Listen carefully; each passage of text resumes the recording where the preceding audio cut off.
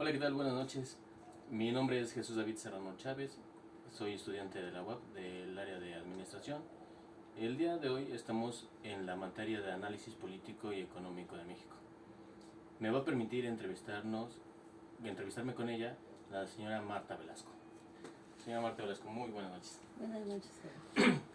Me gustaría preguntarle acerca de qué tipo de crisis económica ha sufrido usted. Bueno, ¿cuál le repercutió un poquito más de las que ya conocemos? Está la del 76, la del 82 y la del 94. ¿Cuál cree que le haya repercutido más en su vida?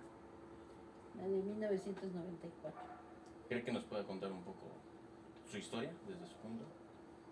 ¿Cómo la vivió? Sí, bueno, desafortunadamente el presidente Carlos Salinas de Gortari en su sexenio tuvo muchos aciertos, pero también demasiados errores. Entonces eso provocó que cuando entró Ernesto Zedillo, se provocara la crisis de 1994 en diciembre. ¿Y qué sucedió? Pues que aumentaron las deudas enormemente. Las tasas de intereses se fueron altísimas. Y si tenías tarjetas de crédito, pues se te duplicaba la deuda. Sí, claro. Y desafortunadamente muchas familias, y dentro de las mías, nos vimos afectadas, porque si tenías créditos hipotecarios, se duplicaron. Entonces ahí, bueno, afectó nuestra economía a nivel familiar. ¿Y en ese momento tuvo algún tipo de información cuando fue el momento de la crisis? No, pues qué información vamos a tener. Simplemente decían, como pueblo mexicano, comentaban que lo que era la empresa de Televisa y Telmex fueron avisadas por el gobierno para que sus pasivos, que estaban en dólares, los cambiaran a pesos mexicanos. Fue por ello que esas dos empresas grandes en México no quebraron.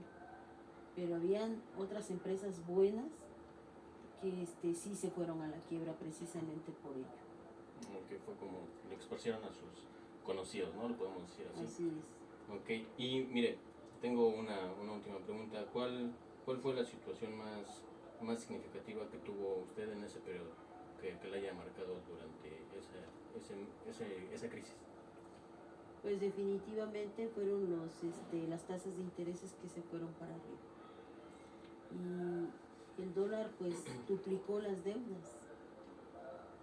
Si debías 100 pesos se te convertían en 800. Entonces era una cosa terrible. Las familias que estaban más endeudadas, llegó a haber suicidios de las personas por la deuda tan grande que se hicieron. Empresas cerraron, mucha gente se quedó sin empleo. Entonces, a nivel económico nos afectó a todos los mexicanos. No creo que ninguna familia mexicana diga que no le afectó la crisis de 1994. Sí, claro. En lo personal, pues yo en ese entonces todavía estaba yo terminando mi carrera, estaba yo trabajando, terminando y trabajando, pero aún así sí afectó, económicamente afectó a todas las familias mexicanas. Sí, lo creo. Yo creo que el tema de crisis es un tema social que nos tiene que perjudicar, o tenemos que ver todos, ¿no? En el sentido de una globalización o dentro del Estado.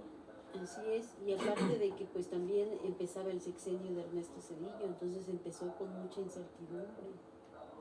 Tardó para que la economía se pudiera regularizar, precisamente por eso. Claro que todo el mundo le echaba la culpa a Salinas de Gortari, que había hecho sus reformas de quitar los 3 ceros al peso mexicano y que de eso se derivó, y tantas situaciones, ¿no?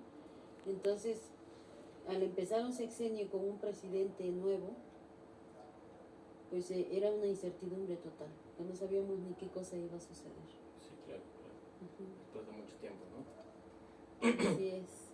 Bueno, pues agradezco mucho a la señora Marta Velasco por esta pequeña breve introducción a algo que es parte de su historia, ¿verdad? Recuerden que México se sigue escribiendo un poco de su historia, y lo seguimos viendo dentro de los libros de texto, dentro de la economía, y es muy importante que sepamos todos sobre las finanzas y los movimientos que pueden afectar o no a nuestro país. Mi nombre es Jesús David Serrano Chávez, soy estudiante de la Benemérita Universidad Autónoma de Puebla y esta sería mi presentación para la clase de análisis político y social. Muchas gracias y hasta la próxima.